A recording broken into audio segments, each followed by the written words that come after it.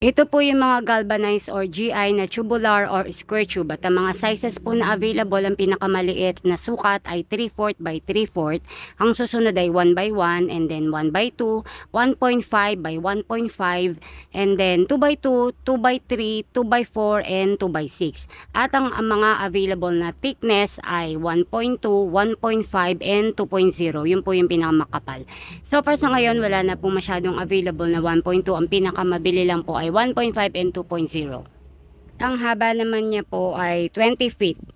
So marami pong pwedeng paggamitan ang mga tubular or square tube tulad ng gate, sa mga grills, sa staircase, sa mga furnitures, sa trusses.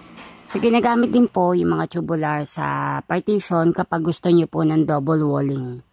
So yung mga square tube or tubular, meron po siyang pintura sa pinakadulo. Yun po ay dahil para mabilis nyo pong ma-identify yung thickness ng mga tubular. At kung gusto nyo pong malaman yung mga updated price ng mga tubular or square tube, i-DM nyo lang po ako sa aking FB Santos M. Dali.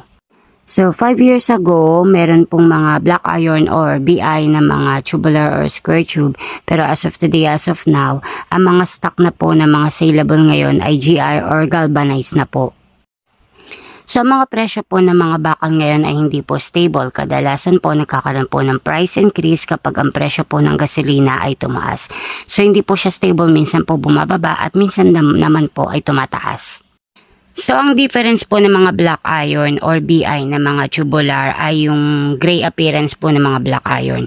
Yung mga galvanized naman, ang kulay niya ay silvery white at mas smooth po siyang pintahan at mas quality po siya.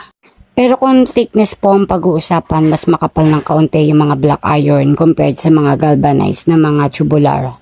Tubular Designs.